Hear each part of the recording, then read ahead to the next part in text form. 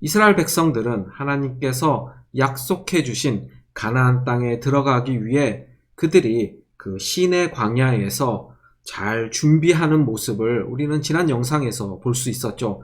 하나님께서 세밀한 부분까지 그들에게 준비시키시고 명령하셨습니다. 그리고 이스라엘 백성들은 그 하나님의 말씀에 순종하여 그 모든 것을 잘 준비했죠. 그리고 이들은 이제 시내 광야에서 떠나 출발하여서 하나님이 주시겠다고 말씀하신 가나안 땅으로 이동을 하게 됩니다. 민수기 10장 11절부터 25장 18절까지는 이스라엘 백성들이 시내 광야에서 출발하여 하나님께서 약속해 주신 그 가나안 땅으로의 여정, 그 과정의 내용을 보여주고 있습니다. 그런데 우리가 이곳에서 볼 수 있는 내용은 이스라엘 백성들이 그 여정 가운데 끊임없이 하나님에게 불평을 토로하고 불만을 표출하며 하나님께 반란하고 반역하는 내용, 이스라엘 백성들의 죄를 우리가 볼 수가 있죠. 하지만 대조적으로 이곳에서 우리는 또 찾을 수 있는 것이 하나님께서 약속해 주신 그 약속을 성취하시기 위해서 또한 이스라엘 백성들을 구원하시기 위해서 그분이 끊임없이 신실하시게 은혜를 베푸시고 구원을 베푸시고 용서를 베푸시는 내용을 우리는 살펴볼 수가 있습니다. 이 부분은 크게 세 부분으로 나눌 수가 있는데 백성들의 죄, 추종 집단의 죄, 그리고 국가의 죄로 나눌 수가 있죠. 앞부분의 백성들의 죄는 백성들이 끊임없이 하나님에게 불평을 토로하고 불만을 토로하고 그들이 죄에 오염되어 정결한 삶에서 타락하여 부정한, 더러워지는 그러한 죄된 삶을 살게 되는 모습을 우리는 볼 수가 있습니다. 하지만 하나님께서는 그들이 다시 정결해지고 깨끗해질 수 있도록 희생에 관한 법을 주심으로 그들에게 다시 정결한 삶을 살 수 있는 길을 열어주시죠. 두 번째 부분은 추종 집단의 죄입니다. 일부 백성들이 그룹을 짓고 당을 지어서 모세의 권위에 도전을 하고 또한 하나님에게 반란을 일으키는 내용이 바로 추종 집단의 죄에 등장을 하는 부분입니다. 그들은 조직적이고 체계적으로 반란을 일으키게 되는데 물론 하나님께서는 공의의 심판을 내려주시기도 했지만 그들의 죄를 용서해 주시기 위해서 그들이 정결한 삶 그리고 깨끗한 삶을 유지할 수 있는 정화에 관한 율법을 주시는 내용이 바로 이 가운데 부분에 등장을 하게 됩니다. 그리고 마지막으로 국가의 죄가 등장을 하죠. 이스라엘 나라만이 아니라 그 주변 국가의 영향을 받아 죄에 오염되어서 그들이 하나님 앞에서 다른 나라들과 연합하여 죄를 짓는 모습을 우리는 볼 수가 있게 됩니다.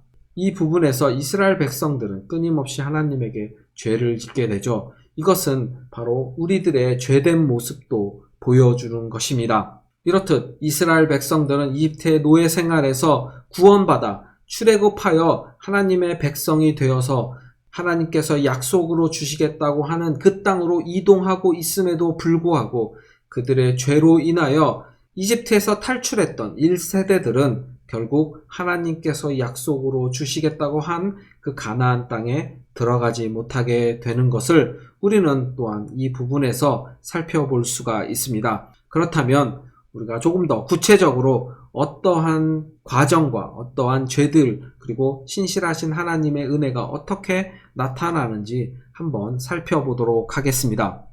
민수기 10장 11절부터 15장 41절까지는 이스라엘 백성들의 죄에 대한 내용이 등장을 하게 됩니다. 이스라엘 백성들은 시내 광야에서 출발하여서 바란 광야에 있는 가데스까지의 여정, 그 여정을 이곳에서 보여주는데요. 우리가 먼저 지도를 살펴보기를 원합니다. 지도에서 보면 아래쪽 부분에 동그라미가 쳐져 있는 부분이 바로 시내 광야이죠. 이곳에서 이스라엘 백성들은 출발하여서 위쪽에 위치한, 북쪽에 위치한 동그라미가 있는 바란 광야의 가데스라는 지역까지 이동을 하는 내용이 바로 민수기 10장 11절부터 15장 41절까지 나타나는 내용입니다. 그런데 이스라엘 백성들은 이 여정 가운데 끊임없이 하나님께 원망하고 모세를 원망하고 불평하고 하나님에게 죄를 짓게 됩니다. 그런데 그들이 불평하는 내용을 살펴보면 이 여정이 힘들고 또한 먹을 것이 풍족하지 않아서 하나님과 모세를 원망하게 되죠. 그런데 우리가 이런 유사한 장면이 그 전에 나타났음을 우리는 알 수가 있습니다. 바로 하나님께서 노예 생활을 하던 이스라엘 백성들을 이집트에서 구원해 내셔서 출애굽시키셔서 그들이 이집트 땅에서 시내 광야, 하나님의 산, 시내 산이 있는 시내 광야까지 이동하는 가운데 그들이 하나님에게 그 여정의 힘듦과 그리고 물과 식량이 부족함에 대해서 끊임없이 불평했던 내용을 우리는 기억하고 있죠. 하지만 하나님께서 그들에게 물을 공급하시고 또한 만나를 통해서 매일매일 식량, 양식을 공급하셨음을 우리는 기억하고 있습니다. 여전히 시내 광야에서 가데스까지 이동하는 가운데에도 하나님께서는 물과 만나를 공급해주고 계심에도 불구하고 그들은 고기를 원한 것입니다. 그래서 하나님께서는 메추라기를 그들에게 공급해 주시죠. 그런데 이스라엘 백성들은 자신들의 그 욕심의 죄를 이기지 못해서 그들에게 할당된 양만 취한 것이 아니라 더 많은 것을 욕심껏 취하게 되죠. 이것이 하나님에게 죄가 됩니다. 왜냐하면 신실하신 하나님을 믿지 못하고 그 마음 가운데 하나님을 불신하는 마음이 있었기 때문에 그들이 욕심대로 그 메추라기를 취했던 것입니다. 그래서 그들은 전염병의 심판을 받게 되죠. 민수기 12장에 가면은 모세의 가족의 불평을 볼 수가 있죠. 모세가 구스 여인을 아내로 맞이하는 내용이 등장을 합니다. 여기서 구스 여인은 오늘날 에디오피아 사람을 뜻합니다. 즉 모세가 에디오피아 여인을 아내로 맞이하게 되는 것이죠. 이것을 본 모세의 누나인 미리암과 모세의 형 아론은 모세를 비방하게 됩니다. 그런데 이것이 하나님 앞에서 죄가 됐다는 것입니다.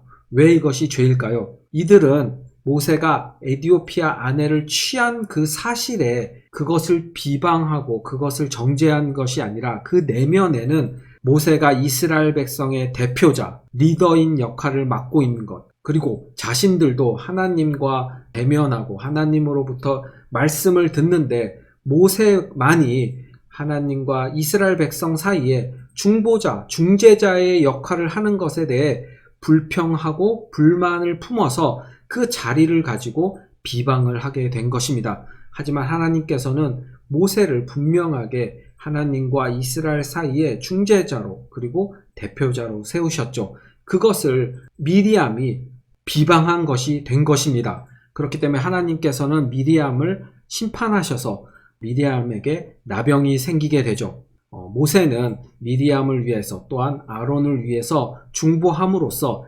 미리암과 아론은 하나님으로부터 용서를 받게 됩니다. 민수기 13장은 민수기 전체에서 클라이맥스에 해당하는 부분입니다. 바로 이스라엘 백성들이 가데스라는 지역에 도착을 해서 하나님께서 약속으로 주시겠다고 한 그 가나안 땅으로 그들의 대표자 12명을 정탐꾼으로 보내는 내용이 등장을 하게 되죠. 바로 지도에서 보는 바와 같이 이스라엘 백성들은 가데스라는 지역에 머물게 되고 그들은 각 12지파의 지휘관들 중 대표자를 선출하여서 12명을 정탐꾼으로 가나안 땅에 보내게 됩니다. 이 정탐꾼들은 40일 동안 가나안 지역을 두루두루 살피면서 모든 것을 보고 듣고 모든 정보를 취합한 후에 다시 가데스로 돌아와서 이스라엘 백성들에게 보고를 하게 됩니다. 지금 보시는 것처럼 12지파의 지휘관 이름이 등장을 하게 되는데 이 12명 가운데 10명은 돌아와서 부정적인 보고를 하게 되죠. 그들은 장대하고 거인 같으며 자신들은 메뚜기 같다라고 이야기를 하면서 우리는 결코 그 땅을 얻을 수 없을 것이라고 부정적인 보고를 합니다. 하지만 유다 지파의 갈렙과 에브라임 지파의 호세아는 긍정적인 보고를 하죠. 하나님께서 우리에게 주시겠다고 한 그 땅을 우리는 반드시 취할 것이라고 이야기를 합니다. 하지만 이스라엘 백성들은 10명의 보고에 더 마음이 혹해서 모세를 원망하고 하나님을 원망하며 이집트로 돌아갈 것을 이야기를 하죠. 여기서 에브라임 지파의 호세아는 우리가 너무나도 잘 아는 여호수아입니다. 여호수아의 다른 이름이 호세아이죠. 유다 지파의 갈렙과 에브라임 지파의 호세아만 긍정적인 보고를 하게 됐고, 하나님께서는 이스라엘 백성들의 이 불평과 불만과 그들의 반란에 공의의 심판을 내리십니다. 즉, 우리가 민수기 처음 부분에 등장했던 인구조사에 포함되었던 그 사람들, 1세대들은 결코 가나안 땅에 들어가지 못하고 이 광야에서 죽을 것이라고 이야기를 하시면서 40일 동안의 정탐 기간, 하루를 1년으로 계산을 해서 40년 동안 광야에서 방황하게 될 것을 하나님께서 말씀을 하시죠.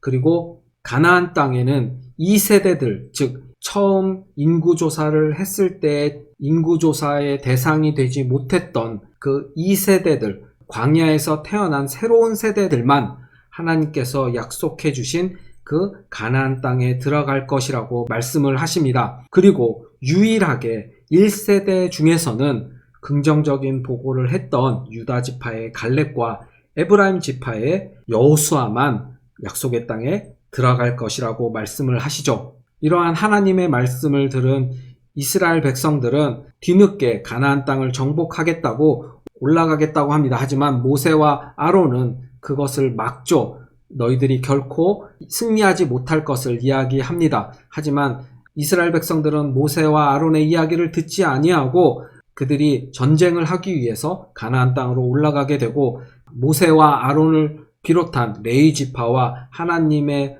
언약궤는 가데스에 머물게 되죠. 이렇게 가나안 땅으로 전쟁하러 올라가게 된 이스라엘 백성들은 아말렉인과 가나안인들에게 패배하여서 쫓겨나게 됩니다. 그러한 내용이 민수기 14장에 등장을 하게 됩니다. 이러한 사건들이 모두 일어난 후에 하나님께서는 민수기 15장에서 희생에 관한 법을 주시죠. 바로 죄로 인하여 오염되어 정결하여지지 못하고 부정하여지고 타락한 이스라엘 백성들이 다시 정결하여지고 그 죄로부터 용서함을 받을 수 있도록 희생에 관한 율법을 다시 한번 말씀해 주십니다. 이 희생에 관한 율법을 이스라엘 백성들에게 주심으로 인하여서 그들의 이스라엘 백성들에게 하나님께서는 소망을 다시 한번 주시는 것이죠. 1세대들은 비록 실패하여서 가나안 땅에 들어갈 수 없지만 그 다음 세대, 2세대들은 하나님께서 약속해 주신 가나안 땅으로 들어갈 수 있도록 그 소망을 계속해서 주시는 내용이 바로 10장 11절부터 15장 41절까지의 내용이고, 이곳에서는 이 백성들이 어떻게 하나님에게 죄를 범죄하는지, 하나님에게 불평하고 하나님에게 반란을 일으키는지 그 내용이 등장을 하며, 대조적으로 하나님께서는 그럼에도 불구하고 신실하신 은혜를 지속적으로 베푸시고 그들을 용서하여 주시는 내용이 바로 이 민수기 10장 11절부터 15장 41절까지의 내용입니다. 민수기 16장 1절부터 19장 22절까지는 추종 집단의 죄에 대해서 우리들에게 이야기를 해주고 있습니다. 고라, 다단, 아비람, 그리고 온이라는 사람이 당을 지어서 모세와 아론의 건의에 도전을 하게 되는 내용이 등장을 하는데요. 고라는 레위 지파 그리고 고앗 자손의 손자가 바로 고라였습니다. 우리가 너무나도 잘 알다시피 모세와 아론도 레위 지파 그리고 고앗 자손이었죠. 즉 이들은 친인척 아니었습니다. 그런데 하나님께서는 아론과 아론의 후손들만 제사장이 될 수 있다고 말씀을 해 주셨죠. 하지만 레위 지파이면서 고앗의 손자였던 고라는 자신도 제사장의 역할을 감당하기를 원했던 것입니다. 그래서 아론에게 제사장 역할을 두고 도전을 하게 된 것이죠. 다단, 아비람, 온은 야곱의 첫 번째 아들인 루벤 지파의 후손이었습니다. 이들은 이스라엘 백성 가운데 첫 번째 아들이었던 루벤 지파였기 때문에 모세가 리더의 역할을 하는 것에 대해 불만을 품고 그들도 리더의 역할을 하기를 원했던 것이죠. 그들이 이스라엘을 이끌기를 원했던 것입니다. 이렇게 고라, 다단, 아비람, 온은 당을 지어서 모세에게 도전을 하는데, 이때 이스라엘 총회에서 선출된 지휘관 250명을 선동하여서 함께 모세와 아론에게 도전을 하게 됩니다. 하나님은 이들의 반란, 이들의 반역에 공의의 심판을 내리시죠. 고라와 다단, 아비람이 속한 진영에서 이스라엘 백성들이 떠날 것을 명령하십니다. 왜냐하면 악인의 장막에서 떠나 그들에게 심판이 임할 때 다른 사람들이 그것에 휩쓸리지 않기를 원하셨기 때문이죠. 고라, 다단, 아비람의 장막은 하나님의 심판에 의해서 땅이 갈라져서 그들을 삼켜버립니다. 그들에게 속했던 집과 재물과 가족, 사람들이 모두 땅에 삼킴을 당하는 심판을 받게 된 것이죠. 그리고 하나님에게 따로 분향하려고 했던 250명은 하나님으로부터 불이 나와서 그들이 불에 타 죽게 됩니다. 그러한 당을 지어서 추종 집단들이 모세와 아론에게 그리고 하나님에게 도전하는 그들의 죄를 보여주는 것이 바로 민수기 16장의 내용입니다.